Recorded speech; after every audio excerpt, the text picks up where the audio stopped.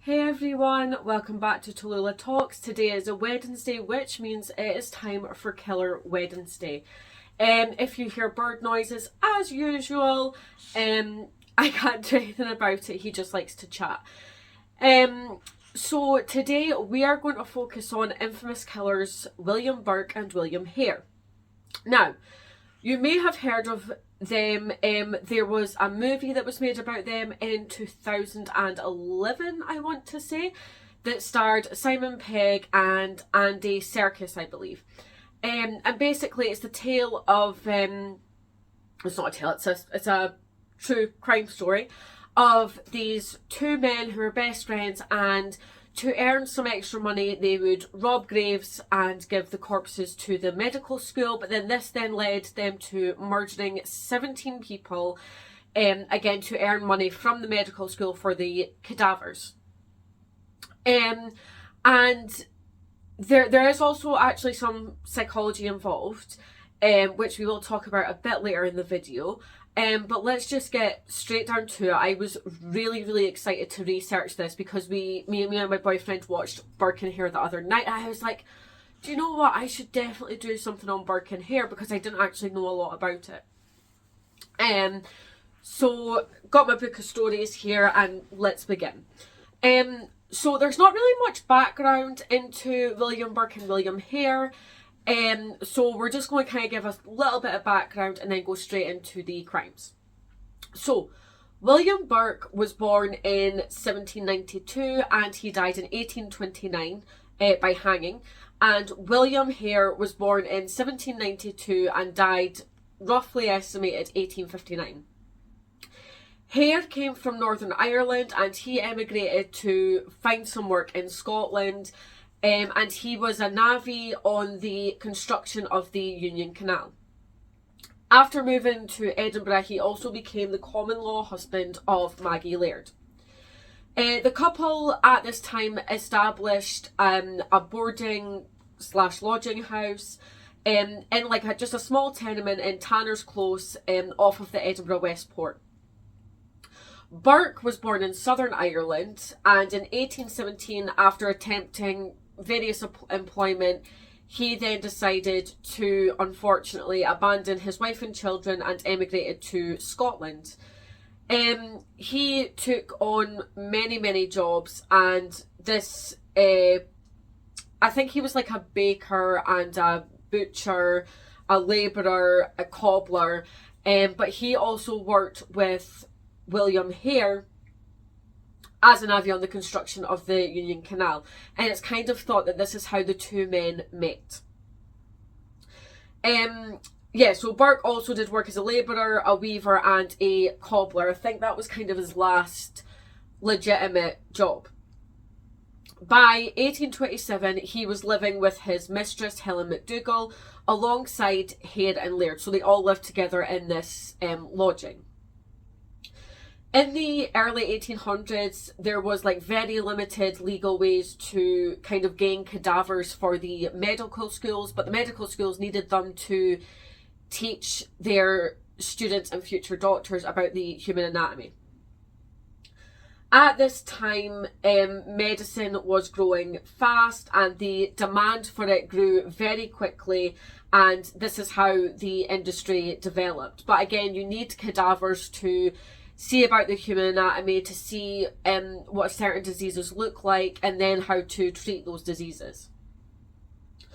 So at this time, like I said, due to the demand, the fresh corpses were then taken from graveyards to then sell to these medical schools. The schools also rarely asked how the people came across these bodies. They didn't care where they came from. They just paid the people for the bodies, and that was that. At this time, the body snatchers also became very feared and very hated, and many churchyards actually contained watch houses where the graves were being guarded, and this in turn made it harder for grave robbers to get these fresh corpses. At this time as well, fresh corpses were often locked away in like a vault or something until they had decayed enough to not be of use to any snatchers, which was pretty smart. And Burke and Hare then became involved in this industry, it is believed, around November 1827. But it was kind of by accident. They basically had an old army pensioner living with them who was named Donald, and he just died of natural causes within the lodging. And so Burke and Hare, the guy had basically owed them money for staying at the lodging. So they basically took it upon themselves to remove the body and sold to the anatomy school for £7, where they sold the cadaver to Robert Knox. Oh, sorry, can't get my pages turned. Right, so knowing that they had found quite a lucrative market at this point, Burke and Hare thought of other ways to supply these bodies, and these other ways, unfortunately, included murder. So there was another tenant at the lodging house at this point, and his name was Joseph, and he actually very conveniently got quite ill during this time. So Burke and Hare basically decided to get him very drunk on whiskey and then suffocated him before again selling his corpse to Robert Knox. In February of 1828, Burke and Hare offered accommodation to Abigail Simpson. I think they made some sort of deal where she wouldn't have to pay as much money. And it was the same thing. They plied her with whiskey, got her drunk, and smothered her to death. And due to the freshness of this corpse, I don't know how long after they killed her that they took it in, but I assume right away. So obviously it was pretty fresh, and rigor mortis probably hadn't even set in. And due to this, the men actually got £15. Another tenant was invited to stay at the lodging by Maggie, and unfortunately this person actually met the same demise as the previous tenants. Burke at this time bought 2 prostitutes to the lodging house, Mary Patterson and Janet Brown. Brown had kind of left after an argument broke out between Burke and Helen McDougall, his mistress. She maybe just didn't want to get involved, but when she returned, Burke and Hare told her that Mary had left with Burke. The next morning, some of Knox's students actually recognised Mary because, again, she was a known prostitute. However, I don't really think they questioned this at the time. And further victims included a beggar named Elfie, an old woman, and unfortunately a deaf boy. Bodies were then sold for £8 each. And the men at this point also killed someone called Mrs. Ostler, and Helen McDougall's relation Anne. Whether McDougall knew about this, I'm not entirely sure, because it doesn't actually say. They also had an elderly prostitute within the lodging called Mary Haldane, and her daughter, I don't think her daughter was killed, but I think her daughter had come looking for her, but unfortunately she had been killed by the men. And again, she was also very well known in the area, because again she was a prostitute. And it was at this point suspicions kind of began surrounding Burke and Hare, but again no one really reported it. Their next victim was also really well known. He was a young man who was known as Daft Jamie. Many of Knox's students again recognised him, but they just continued with the dissection of the body, not going to the police at this point. In November of 1828, Burke and Hare killed their 17th and final victim, Mary Docherty, whose body was actually found under the bed of their lodging house by another tenant. So, like I said, the lodger who discovered the body was James and Anne Gray, and Helen McDougall, Burke's mistress, did attempt to stop them from going to the police by offering them £10. However, they did report what they had found, and Burke and Hare had actually already moved and sold the body by the time the police arrived, so there was no actual evidence that they could find. But, you know, they were arrested because of what had been reported, but they did actually tell inconsistent stories about what had happened. And Docherty was then later found at Dr. Knox's medical school.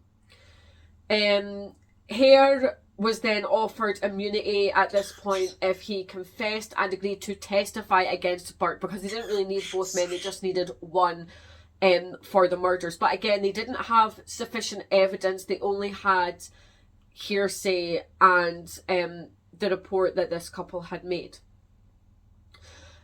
However, according to Hare, Burke was the one who actually committed the murders, and his testimony led to Burke's execution on January 28th of 1829. Burke's body was made available for dissection, ironically, and some of his skin was actually reportedly used to bind a book. And I'm sure that, yeah, so it does say that this is on view at the Edinburgh Museum. It's on view at the Royal College of Surgeons of Edinburgh. So if anyone is in Edinburgh, they want to check that out. I actually think I would want to check that out as well. Hare was released and was actually reportedly blinded during an attack from a lynch mob, because obviously people were really angry because they know it wasn't just Burke involved. It was Burke, Hare, Maggie and Helen. It was everyone that was involved in this, and they, I guess, wanted to see more justice being done. It is said that he later died as a beggar in London, and Helen McDougall was also released and she fled to Australia. I don't really know what became of her, you know. Maggie was also released as she fled back to Ireland, and Robert Knox was just not prosecuted at all because obviously he didn't actually know where the bodies had come from.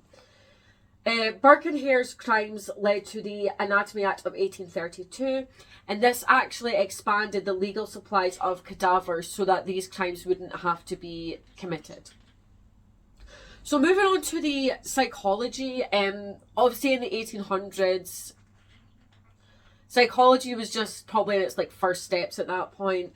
But again, so originally, before killing, the pair were known to dig up graves for the bodies, but they, however, saw this as too much work and then decided to start murdering people because to them that was a little bit easier. There was then a psychological checklist developed due to the pair's activity, and I'm sure it was called the Hare Psychological Checklist, but it wasn't based off of William Burke or William Hare, it was based off a psychologist. And basically what this was a 20-item inventory of personality traits that are the traits of psychopathy, which Burke and Hare possibly had because it seems that they didn't have any remorse, they didn't have any guilt, no emotion whatsoever. They kind of just saw it as a deal, essentially. They murder someone, bring a corpse to the medical school, and they get paid for it. So they saw it as a transaction. And like I said, these traits include lack of empathy, lack of remorse, and the inability to take responsibility, which again, Hare denied all responsibility for the killing of these people. He put all the blame on Burke.